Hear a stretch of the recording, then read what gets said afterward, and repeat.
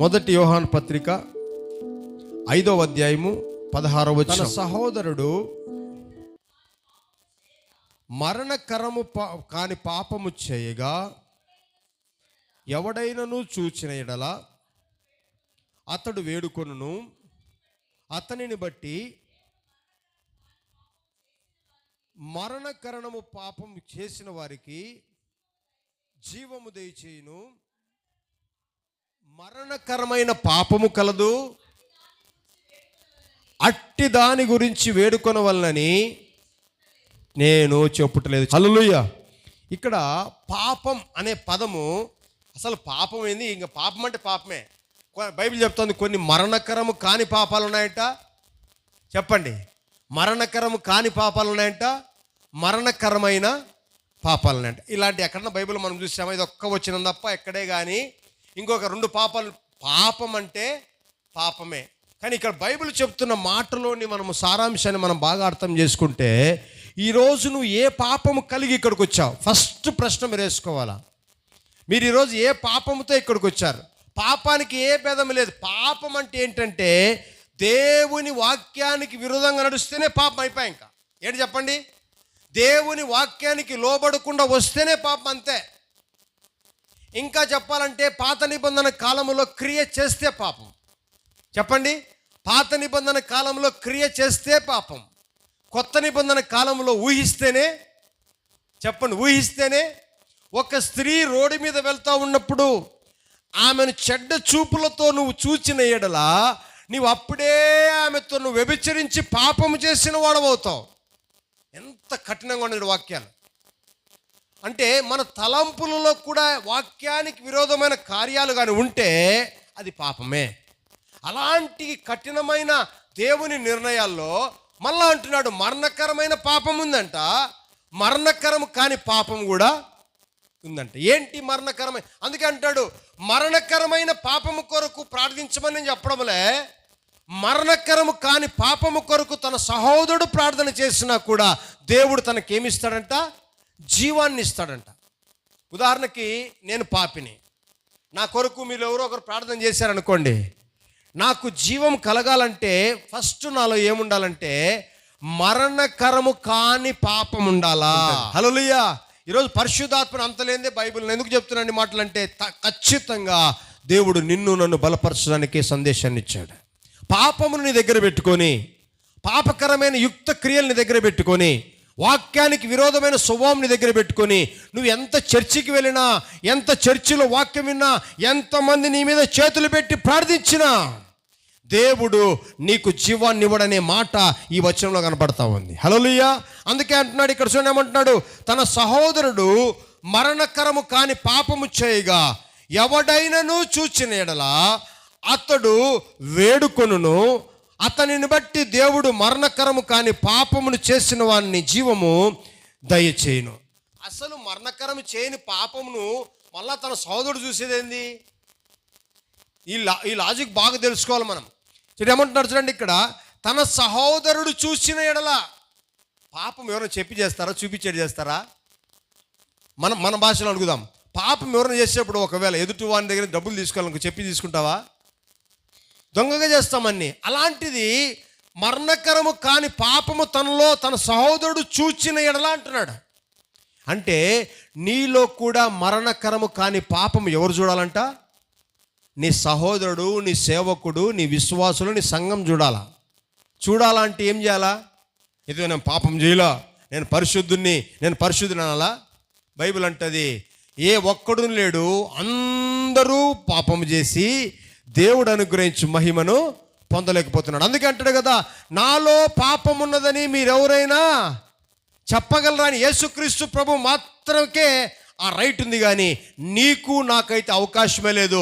మనందరము పాపలమే, ఏ భేదము లేదు. అందరూ పాపము చేసి దేవుడు అనుగ్రహించు మహిమను అది. ఈరోజు నీవు కూడా పరిశుద్ధాత్మ దేవుడు చదివిస్తున్న మాట ఏమిటంటే, నీవు మరణకరము కాని పాపమును కలిగి ఉన్నప్పుడు అది ఎవరు చూడాలా? చెప్పండి. నీ సహోదరుడు చూసినప్పుడు నీ కొరకు ప్రార్థిస్తే అది నీకేమిస్తుందంట? మరణకరమైన పాపం కలదు. ఏం చేస్తాడు యేసు ప్రభువు? ఆ చేసిన వారికి జీవమును దయచేస్తాడు. జీవము పొందుకోవడానికి మనలో ఏముండకూడదు? మరణకరమైన పాపం ఉండకూడదు, మరణకరము కాని పాపం ఉండాలి. అసలు పాపం ఎక్కడి నుంచి వచ్చింది? ఫస్ట్ అది తెలుసుకుందాం. పాపం ఎప్పుడు వచ్చింది? దేవుడు మనిషిని పుట్టించినప్పుడు పాపం లోకములోకి రాలే.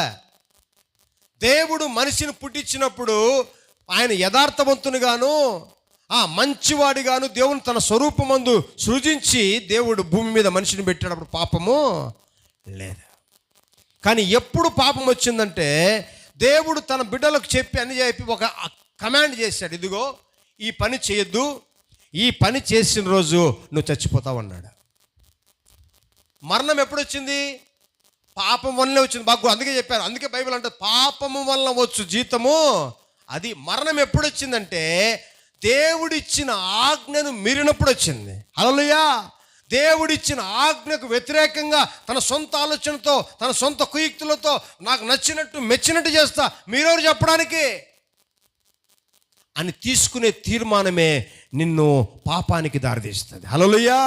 నీకు మెచ్చినట్టు నాకు మెచ్చినట్టు కాదు, దేవుడు మెచ్చినట్టుగా నువ్వు జీవిస్తే అదే నీకు పాపము లేని జీవితంగా మారుస్తాడు దేవుడు. హల్లెలూయా. ఈ మాట ఎందుకు చెప్తున్నంటే అవ్వ దేవుడు చెప్పినట్టుగా లేదు, ఏ పండు తినద్దని చెప్పాడు దేవుడు, ఆ పండు తినేసింది. ఇప్పుడు ఏమొచ్చింది? ఆమెకు పాపం వచ్చింది. ఆ పాపం వల్ల ఏమైంది? దేవుడు అంటున్నాడు, ఇదిగో నేను తినద్దన్న పండు నువ్వు తిన్నప్పుడు నువ్వు నిశ్చయముగా చచ్చదవు. కానీ చచ్చిపోయిందని బైబిల్ చెప్పిందే, ఆత్మలో చచ్చిపోతావు. హల్లెలూయా. నువ్వు ఆత్మలో చచ్చిపోయావు అనుకో, దేవుడు నీ వద్ద ఉండడు, నీ ఇంట ఉండడు, నీ వెంట ఉండడు. హల్లెలూయా. దేవుడు నీతో ఉండాలంటే, నీ వెంట ఉండాలంటే, నీ ఇంట ఉండాలంటే ఆత్మలో నువ్వు బ్రతికి ఉండాలా, ఆత్మలో నువ్వు జీవించాలా. అందుకే అంటున్నాడు ఇక్కడ, అతడు పాపము చేసి మరణకరమైన పాపము చేయలేదని తన సహోదరుడు చూచినడలా తనను బట్టి ప్రార్థన చేస్తే తనకు దేవుడు మళ్ళీ తిరిగి ఏమిస్తాడంట? జీవాన్ని ఇస్తాడంట. ఈరోజు అనేక మంది చర్చికి వస్తున్నారు కానీ నిజమైన జీవం లేదు. యథార్థంగా చెప్తున్న మాట ఇది. అలాంటప్పుడు దేవుడు ఎలా పనిచేస్తాడు మన జీవితాల్లో, మన అవసరతల్లో పనిచేస్తాడా? ఆయన జీవము కలిగిన దేవుడు, ఆయన జీవాధిపతి అయిన దేవుడు, ఆయన జీవాన్ని అనుగ్రహించడానికి నీ కొరకు నా కొరకు వచ్చి సిలువలో మరణించిన దేవుడు ఆయన. అలాంటి దేవుని దగ్గర నువ్వు నిర్జీవంగా వచ్చి కూర్చుంటే ఏమి లాభం? కొంతమంది ఏమో కూడా చర్చిలో రోజుసేపు కూర్చుంటే ఆశీర్వాదాలు, చర్చిలో రోజుసేపు కూర్చొని అడుగు పెట్టిపోతే ఆశీర్వాదాలు, అవన్నీ ఎక్కడ రావండి. అలాంటివి లేవు. అన్ని దొంగ బోధలు, అవన్నీ దొంగ వాక్యాలు, అవన్నీ దొంగవన్నీ. చర్చిలోకి పోయి పాస్టర్ చేయి పెడితే ఆశీర్వాదం కాదు. దేవుని వాక్యం చెప్పినట్టుగా నువ్వు బ్రతుకుతే దీవెనలో, దేవుని వాక్యం చెప్పినట్టుగా నువ్వు జీవిస్తే దీవెనలో, దేవుని వాక్యం చెప్పినట్టుగా నువ్వు ప్రవర్తిస్తే దీవెనలో, దేవుని వాక్యం చెప్పినట్టుగా నీ పాపాలు ఒప్పుకుంటే దీవెనలో, దేవుని వాక్యం చెప్పినట్టుగా నువ్వు పాపం జోలికి పోకపోతే దీవెనలో. అంతేగాని చర్చికి పోతే చర్చిలో కూర్చుంటే కాదు. ఈరోజు పరిశుద్ధాత్మ దేవుడు చెప్తున్న మాట, నువ్వు దేవుని సన్నిధికి వచ్చావు, బాగానే ఉంది. పాపము మరణకరము కాని పాపముతో ఉన్నావా? మరణకరమైన పాపంతో ఇక్కడ కూర్చొని ఉన్నావా? ఈరోజు పరిశుద్ధాత్మ దేవుడు మాట్లాడుతున్న మాటలు ఇవి. మరణకరమైన పాపము నిన్నేం చేస్తుందంటే నరకానికి తీసుకువెళ్తుంది. మరణకరము కాని పాపం ఏం చేస్తుందంటే నీ కొరకు ఎవరు ప్రార్థించినా అది తిరిగి జీవాన్ని ఇచ్చేదిగా మారుస్తుంది. హల్లెలూయా. చూద్దాం పాపం ఎలా వచ్చింది. పాపం ఎలా వచ్చిందో చెప్తే మీకు అర్థమవుతుంది. రోమాపత్రిక 7వ అధ్యాయము 11వ వచనం. రోమాపత్రిక 7వ అధ్యాయం 11. పాపము భూలోకంలో ప్రవేశించడానికి కారణం చెప్తాను. మొదట ఎలయనగా పాపము ఆజ్ఞను హేతువు చేసుకొని నన్ను మోసపుచ్చి, అది పాపము దేని హేతు అనగా కారణం చేసుకునింది, ఆధారం చేసుకుందంటే ఆజ్ఞనే. ఈరోజు నా జీవితాల్లో కూడా ఎప్పుడు పాపం నిన్ను పట్టుకుంటుందంటే, ఎప్పుడు పాపం నిన్ను ఆవరిస్తుందంటే, దేవుడు ఏది చేయొద్దని ఆజ్ఞాపించాడో, దేవుడు ఏది చేయొద్దని హెచ్చరించాడో నువ్వు దాన్ని చేసిన రోజు తప్పకుండా నేనేం పట్టుకుంటుంది చెప్పండి? పాపం పట్టుకుంటుంది. అదే కారణం. అందుకనే దేవుని సన్నిధికి మనం వస్తున్నాం. ఏది చేయొద్దని దేవుడు నీతో మాట్లాడుతున్నాడో, అది కష్టమైనా నష్టమైనా దాన్ని విడిచిపెట్టండి. తప్పకుండా దేవుడు నిన్ను పట్టుకుంటాడు. తప్పకుండా దేవుని జీవం నిన్ను పట్టుకుంటుంది. హల్లెలూయా.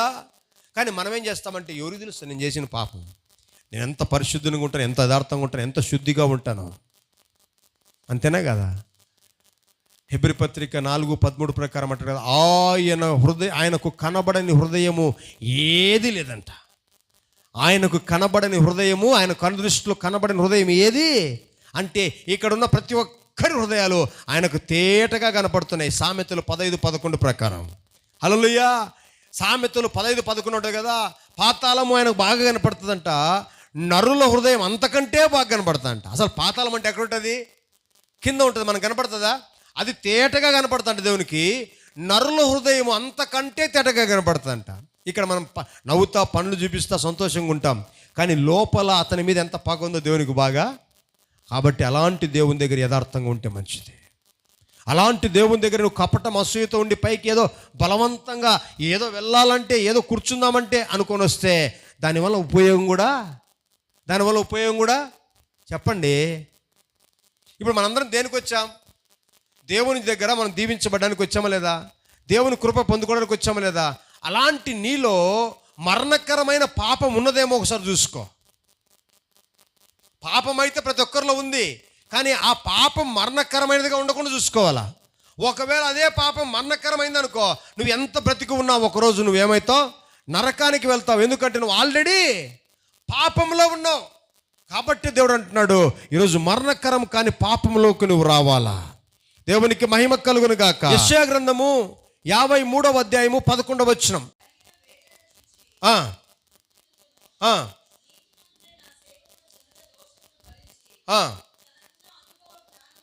తనకు ఉన్న అనుభవ జ్ఞానము చేత, అది దోషం అంటే పాపము, నిర్దోషం అంటే పాపము లేకుండా చేయడం. ఇప్పుడు నిర్దోషంగా చేసేది ఎవరు? మళ్ళా చదవనమాట. 53 యెషయా గ్రంథం 11వ వచనం. యేసుక్రీస్తు ప్రభు గురించి చెప్తున్న మాట ఇది. ఇక్కడ 53వ కీర్తన 11 యెషయా గ్రంథం 11వ వచనం. అతడు తనకు కలిగిన వేదనను చూచి తృప్తి నొందును, నీతిమంతుడైన నా సేవకుడు జనుల దోషములను అనగా నా దోషములను భరించి తనకు ఉన్న అనుభవ జ్ఞానము చేత అనేకులను నిర్దోషులుగా. ఇప్పుడు నిన్ను నన్ను నిర్దోషులుగా చేయాలంటే ఎవరు కావాలా? నీతిమంతుడైన సేవకుడు కావాలి. ఎవరు నీతిమంతుడైన సేవకుడు? యేసుక్రీస్తు ప్రభువు. ఆయన అనుభవ జ్ఞానము చేత. ఏంటి అనుభవ జ్ఞానము? కిందికి చూడండి. ఏంటి అనుభవ జ్ఞానము? 10వ వచనం చూద్దాం. అతను నలుగొట్టుటకు యెహోవాకు ఇష్టమైను, ఆయన అతని వ్యాధిని కలుగజేసెను. అతడు తను తాను అపరాధి పరార్థ బలిగా చేయగా అతని సంతానము చూచును. అతడు దీర్ఘాయుష్మంతుడగును. యెహోవా ఉద్దేశములు అతని వలన సఫలపరచును. ఎప్పుడైతే ఆయన అనుభవ జ్ఞానం ఏంటి ఆయన అనుభవ జ్ఞానము? ఆయన నలగొట్టబడాలా. ఆయన నలగొట్టబడడం వల్ల నీకేం కలుగుతా ఉంది? రక్షణ. ఆయన దెబ్బలు పొందాలా. ఆయన పొందిన గాయంలో చేత నీకేముంది? స్వస్థత ఉంది. అంటే అనుభవించేది ఆయన. అనుభవించిన ఆయన జ్ఞానాన్నిగా నువ్వు ఆధారం చేసుకొని, అయ్యా నేను పాపినయ్యా, చేరాని పాపాలు చేశాను ఆయన, అయ్యా నీ వాక్యానికి విరోధంగా పాపాన్ని చేశానయ్యా, అయ్యా నా కొరకే కదా నువ్వు సిలువుపై మరణించావు, పాపులను రక్షించుట కొరకే లోకానికి వచ్చావు కదా నాయన, పాపుల కొరకు నీ రక్తాన్ని చిందించావు కదా నాయన, నన్ను క్షమించయ్యా, నన్ను నీ రక్తము చేత కడుగు నాయన, ఇదిగో నా నిమిత్తమే కదా నేను దెబ్బలు తిన్నావు, ఇదిగో నా నిమిత్తమే కదయ్యా నాకు రావాల్సిన శిక్ష నువ్వు భరించావని ఆ అనుభవ జ్ఞానముతో నువ్వు దేవుని సన్నిధికి రాకమునిపే నేను పాపినైనా పలాని పాపిని చేశానని దేవుని దగ్గర ఒప్పుకొని రావాలంట. హల్లెలూయా. దేన్ని బట్టి ఇలా చేస్తే ఏం కలుగుతుందని తెలుసా? 2 పేతురు రాసిన పత్రిక 1వ అధ్యాయం 3వ వచనం. ఇలా అనుభవ జ్ఞానమును బట్టి నువ్వు ఎప్పుడైతే ప్రార్థిస్తావో నీకు కృప సమాధానం కలుగుతుందంట. చదవన్నమాట.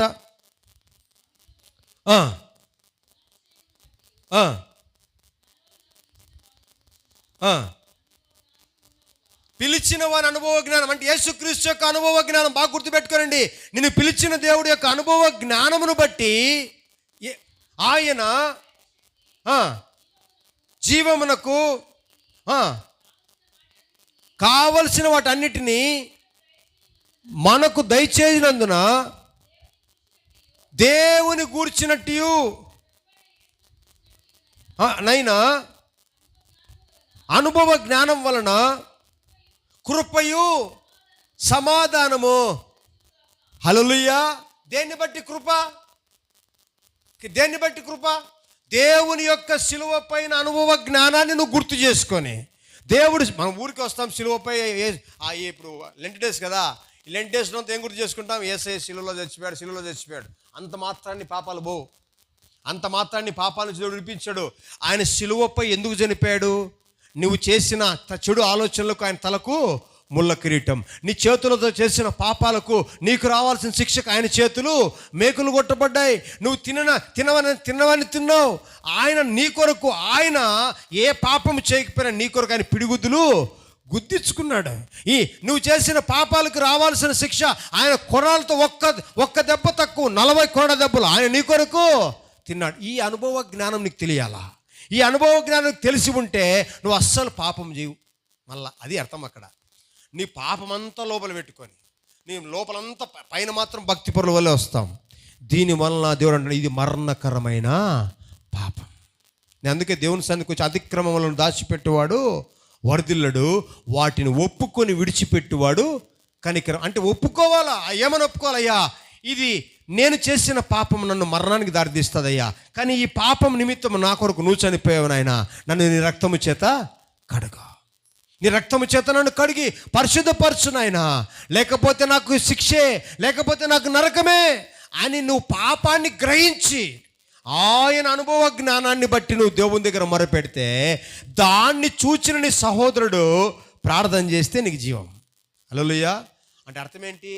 నీ పాపాలు ఒప్పుకోలు లేకుండా దేవుని సన్నిధికి వస్తే నీకు జీవం కాదు, నరకమే. అది దేవుని సన్నిధైనా దేవుని మందిరంలో ఉన్నా. అంతేనా కాదా? ఇప్పుడు మరి పాపాలతో వచ్చామా లేదా మీరు చెప్పాలి. చెడు తలంపులు లేవా మీ దగ్గర? అసూయ లేదా? మత్సరం లేదా? పగ లేదా?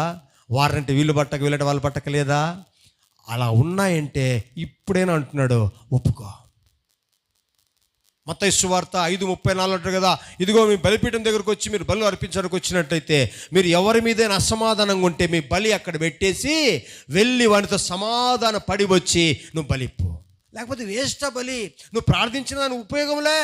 ఈరోజు మీతో కూడా చెప్తున్నాడు, నువ్వు దేవుడి నుంచి ఏం ఆశీర్వాదాలు పొందుకోవాలనుకుంటున్నావో, దేవుడి నుంచి ఏ కృప పొందుకోవాలనుకుంటున్నావో, నిజముగా నువ్వు పొందుకోవాలనుకుంటే నీలో కపటమైన రహస్యమైన పాపాలు, ఎవరికి తెలియని పాపాలు, అవిధేయతో కూడిన ఆ దేవుని వాక్యానికి విరోధమైన పాపాలు నీలో ఉంటే ఫస్ట్ అన్ని దేవుని దగ్గర ఒప్పుకో. మొదటయ్యా నేను తప్పు ఉందయ్యా, ఈ ఆలోచన ఉంది నాయనా, ఈ స్వార్థం ఉందయ్యా, చెడుగా ఆలోచించానయ్యా, ఈ పాపాన్ని క్షమించు నాయనా అని నువ్వు అడిగి దేవుని సన్నిధికి వస్తే అది నీకేమవుతుందంటే మరణకరము కాని పాపం అయిపోతుంది. దేవునికి మహిమ కలుగును గాక, దేవునికి స్తుతి కలుగును గాక.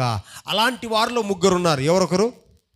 దావీదు పాపం చేశాడు, రాజుగా ఉన్నాడు, మంచి వాక్యానుసారుడు, యథార్థవంతుడు, దేవుని ఆజ్ఞలు బాగా తెలిసినవాడు. బాగా యుద్ధానికి పోవాల్సిన సమయంలో ఏం చేశాడు? పండుకోవాల్సిన సమయంలో ఏం చేశాడు? పాపం చేశాడు. దావీదు చేశాడు. చేసిన తర్వాత రాజు కదా ఎంత కవర్ చేసుకొచ్చిన అనుకున్నాడు. ఏం తిన్నట్టు వచ్చి బాగా చర్చిలో కూర్చున్నా, అందరితో బాగా హల్లెలూయా స్తోత్రం అనుకుంటా ఉన్నాడు. దేవుడు అన్నాడు, నాతాను ప్రవక్తను పంపించి నువ్వు వెళ్ళి పోయి మాట్లాడుపో. వచ్చి అడిగితే అంటున్నాడు, దావీదా నువ్వేమి ఇంత బాగున్నావు, నీ మీద నువ్వు అంత బాగున్నావు అంటే బాగానే ఉన్నా. పాపం అప్పటి వరకు దావీదులో ఏం పాపం ఉందంటే మరణకరమైన పాపం ఉంది. ఒప్పుకోలే. ఏం తెల్లట్టుగా ఉన్నాడు. సేవకుడు వచ్చి చెప్పాడు, ఇదిగో మార్గస్తునిగా ఒక చిన్న గొర్రె ఉంది, ఆ మార్గంలో పోయేవారు బీదవానికి ఒక గొర్రె ఉంది, మార్గంలో పోయేవానికి వధించడానికి పక్కనున్నాడు, ఆ గొర్రెను చంపి వానికి పెట్టేశాడు, అయ్యా వానికి ఏం శిక్షాలు చెప్పు అన్నాడు. ప్రవక్త వచ్చేవరికి దావీదుకి అంటాడు, వాక్యానుసారంగా అయితే వాని దగ్గర నుంచి 4 బిక్కునేయాలన్నాడు. వెంటనే ప్రవక్త అన్నాడు, అయితే ఎవరో కాదు అది నీవే అన్నాడు. అయితే ఎవరో కాదు. దావీదుకి అర్థం కాలే, ఏంది నేను అప్పుడు మనసు స్టార్ట్ అయింది. ఏమర్థమైంది? అమ్మో నేను పాపం చేశాను కదా, ఒక భార్య ఉన్నవాడిని నేను చెరిపి పాపం మోసం చేశాను, ఇప్పుడు నా భార్యలు 4 నేను ఇవ్వాలా, నా భార్యలు 4 ఆ పాపంలో పోతారేమో అని భయపడతా ఉన్నాడు. ఎవరు చెప్పలే, పరిశుద్ధాత్మ దేవుడు సేవకు నోట్లోని చెప్పించాడు. మీకు అందుకే ఛాన్సులు చెప్తాను ఈ మాటలు. నాకు తెలియదు మీరేం చేస్తారో, ఏమేం చేస్తూ ఉంటారు. ఒక్కొక్కసారి ఇదిగో నీవే ఈ మాట నీదో నుంచి మాట్లాడుతున్నాడు, ఇదిగో నువ్వు మార్చుకోకపోతే సమాధానం దొరకదు అని చెప్పినప్పుడు నాకు కాదు అనుకుంటారు కొంతమంది. దావీదు అలా లేడు.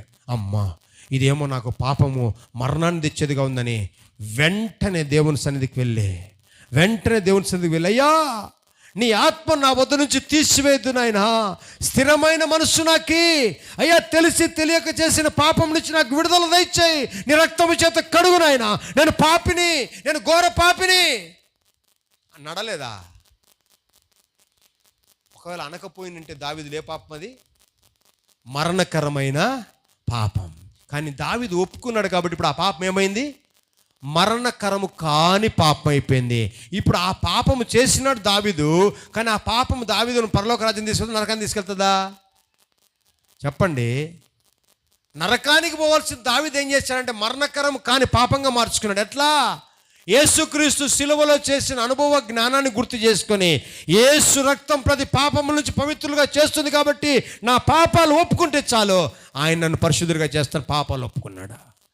నువ్వెప్పుడైతే నీ పాపాలు కూడా యథార్థంగా ఒప్పుకుంటావో అప్పుడే అది మరణకరము కాని పాపంగా మార్చబడుతుంది. ఈరోజు చాలామంది పాపాలు ఒప్పుకోరు కానీ చర్చికి వస్తారు. ఏమి లాభం? మరణకరమైన పాపం కలిగి ఉండి ఉపయోగం ఉందా? ఆ పాపం వల్ల శాపాలు, ఆ పాపం వల్ల మరణము, ఆ పాపం వల్ల అన్ని నష్టాలు, ఆ పాపం వల్ల అన్ని కష్టాలు, ఆ పాపం వల్ల అన్ని వ్యతిరేకతలే. ఏమన్నా ఉపయోగం ఉందా? ఈరోజు అంటున్నాడు, నీకు ఈరోజు నువ్వు దీవించబడాలా, సమాధానంగా సంతోషంగా ఉండాలంటే ఏ పాపమైనా కానీ యథార్థంగా దేవుని దగ్గర ఒప్పుకో. అయ్యా పాపిని క్షమించు నాయనా, నువ్వు మా కొరకే లోకానికి వచ్చావు కదయ్యా, మా కొరకు నువ్వు బలి అయిపోయావు కదా నాయనా, నన్ను క్షమించి ఈ పాపం చేశాను, ఈ విరోధమైన పాపం చేశాను, నా భర్తకు వేరుగా, నా భార్యకు వేరుగా, నా బిడ్డలకు వేరుగా, నా సంఘానికి వేరుగా, వాక్యానికి విరోధంగా పనిచేశానయ్యా, నన్ను క్షమించని నువ్వు అనగలిగితే ఆ పాపం ఏమైపోతుంది? మరణకరము కాని పాపంగా మార్చబడుతుంది. అంతవరకు నీకు దీవెనలు రావు. నువ్వు మోసం చేస్తున్నావు దేవుని, పాపం ఒప్పుకోకుండా దేవుని సన్నిధికి వచ్చి. ఒప్పుకుంటాడు దేవుడు? ఒప్పుకోడు. రెండవది చూద్దాం, ఇంకొక మనిషిని, పేతురు అన్నాడు, అయ్యా ఇదిగో నన్ను ఎవరైనా చంపాల్సి వచ్చినా, నిన్ను ఎవరైనా చంపాల్సి వచ్చినా నేను మాత్రము నిన్ను వదలను, మరణం వరకు నీతో ఉంటా అన్నాడు. అనడలేదా? అన్నాడు. అలాంటి పేతురు దగ్గరికి యేసుక్రీస్తును చంపిన వాళ్ళు, యేసుక్రీస్తుని వెంటాడే వాళ్ళు వచ్చారు, యేసుక్రీస్తుని చంపిన వాళ్ళు వచ్చారు. ఇదిగో అప్పుడు పేతురు ఉంటే చిన్నపిల్లడు, ఇదిగో ఇతను కూడా అతనితో పాటు ఉన్నాడు అని పేతురుని చూస్తే, అబ్బే మా అమ్మతోడు, మా నాయనతోడు, మా అమ్మతోడు, ఆయన ఎవరో నాకు తెలియదు అంటా ఉన్నాడు. అంతవరకు యేసయ్య ఉన్నప్పుడు ఏమన్నాడు? అయ్యా నేను నీతోనే ఉంటా, మరణం వరకు నేను నీతోనే ఉంటానయ్య అన్నాడు. యేసుక్రీస్తు చనిపోయిన తర్వాత ఇదిగో ఈయన కూడా ఆయనతో పాటు అంటే ఏమంటే, మా అమ్మతోడు, మా నాయనతోడు, ఆయన నాకు తెలియదు అన్నాడు. అబద్ధం ఆడాడు లేదా? ఆడాడు. అయిపోయింది. యేసయ్య లేడని చెప్పి అతను ఒక్కడే పోకుండా మొత్తం అందరం తీసుకుని చేపలు పట్టేపోయాడు. అక్కడికి విన్నాడు యేసయ్య వెళ్ళి, పేతురు నన్ను నిజంగానే ప్రేమిస్తున్నావా అన్నాడు. మొదటిసారి నీకే తెలుసు కదా అంటాడు. రెండోసారి అంటే, పేతురు నన్ను నిజంగానే ప్రేమిస్తున్నావా? మళ్ళీ మూడోసారి నన్ను నిజంగానే ప్రేమిస్తున్నా అంటే, నీకే తెలిసిపో, నాకు తెలిపోని భయపడిపోతాడు. ఎందుకన్నాడు అన్నమాట? ఏం పేతురు, నువ్వు బ్రతికినప్పుడు ఒక మాట చెప్పినావు, నేను చచ్చిపోయినాకేమన్నావు, ఆయన ఎవరో నాకు తెలియదు అన్నావు. కానీ పేతురుకు అది పాపమే, కానీ ఆ పాపము మరణకరము కానీ పాపం ఎందుకు అయిపోయిందంటే, అంటారు కదా, 3 సార్లు కోడి కుయ్యనిదే నువ్వు నన్ను ఒప్పుకోవన్నాడు. అబద్ధం చెప్పాడు. ఎప్పుడైతే మొదటిసారి కోడి కూసింది ఒప్పుకోలే, రెండోసారి కోడి కూసింది ఒప్పుకోలే, మూడోసారి కోడి కూసింది, అప్పుడు రూపలికి పోయి కన్నీరు గారు చెడుస్తా ఉన్నాడు. అయ్యా పాపిని నాయనా, నువ్వు అన్నట్టుగా అబద్ధం ఆడేశానయ్యా, కోడి 3 సార్లు కూసేంతవరకు అబద్ధం అన్నాను నాయనా, నన్ను క్షమించయ్యా, ఆ పాపముతో నేను మరణానికి నరకానికి వెళ్ళకూడదు నాయనా అని ఎప్పుడైతే కన్నీరు కార్చాడో, ఆ పాపము మరణకరము కాని పాపంగా, చెప్పండి, మరణకరం కాని పాపంగా అంటే ఈరోజు నీతో కూడా దేవుడు ఏం చెప్తున్నాడంటే, ఒకవేళ నిన్ను హెచ్చరించినప్పుడు ఇది పాపం నీ మనసు చెప్తా ఉన్నప్పుడు వెంటనే దేవుని దగ్గర ఒప్పుకో, మళ్ళా తిరిగి ఆ పాపం చేయకుండా ఒప్పుకో, నీ జీవితంలో దేవుడు కార్యాలు చేస్తాడు. హల్లెలూయా, హల్లెలూయా. కేవలం పైన భక్తి పెట్టుకొని, లోపలంతా కుయుక్తి పెట్టుకొని, లోపలంతా ద్వేషం పెట్టుకొని నువ్వు దేవుని సన్నిధి సంవత్సరాల తరబడి వచ్చినా కూడా దేవుని వద్ద నుంచి ఏ ఆశీర్వాదాలు నువ్వు పొందుకోలేవు. దేవునికి మహిమ కలుగును గాక. 3వ వ్యక్తి గురించి చెప్తా ఉన్నాను. మరణకరము కాని పాపం వ్యక్తి ఎవరంటే, శిలువలో మనం 2 దొంగలను చూస్తాం. ఇద్దరు దొంగలు యేసుక్రీస్తుని మధ్యలో వేశారు. వాళ్ళిద్దరికీ న్యాయమైన తీర్పేది. కానీ ఈయన దొంగ కాదు, వారి మధ్య ఈయన కూడా దొంగగా నిలబడ్డాడు. ఒక దొంగ అంటాడు, అయ్యా ఇది మాకైతే న్యాయమే, మేము చేసిన తప్పిదాలకు, మోసాలకు, దొంగ పనులకు ఈ శిక్ష మాకు న్యాయమే. ఒకవేళ నువ్వు తిరిగి అయ్యా పైకి ఎత్తేటప్పుడు నన్ను కూడా జ్ఞాపకం చేసుకో అన్నాడు. దొంగ ఒప్పుకుందండి, మాకు న్యాయమే శిక్ష, మేము పాపులమే, మాకు రావాల్సిన శిక్ష ఇది న్యాయమే, కానీ నువ్వు పరిశుద్ధుడు అయ్యా అని ఒప్పుకున్నాడా. ఒకవేళ నువ్వు తిరిగి వెళ్ళేటప్పుడు నన్ను జ్ఞాపకం చేసుకో అన్నాడు. అప్పుడు దేవుడు ఏమన్నాడు, నేడు నువ్వు నాతో కూడా పరదేశులో. అంటే అర్థం ఏంటి? మరణకరమైన పాపం చేసిన మనిషి ఎక్కడికి వెళ్ళాలా? నరకానికి వెళ్ళాలా. కానీ నరకానికి వెళ్ళాడా, పరదేశికి వెళ్ళాడా? కారణం ఏంటంటే చనిపోక మునిపే పాపాలు ఒప్పుకున్నాడా, యేసయ్య దగ్గర ఒప్పుకున్నాడు. ఈరోజు నీవు కూడా దేవుని సన్నిధికి అయితే వచ్చావు, చర్చికి అయితే వచ్చావు, మనసంతా లోపలంతా పాపాలతో వాక్యానికి విరోధంగా నిలబడి నువ్వు ఎంత ప్రార్థన చేసినా, నీ సేవకుడు ప్రార్థించినా నీకు కూడా ఆశీర్వాదాలు రా.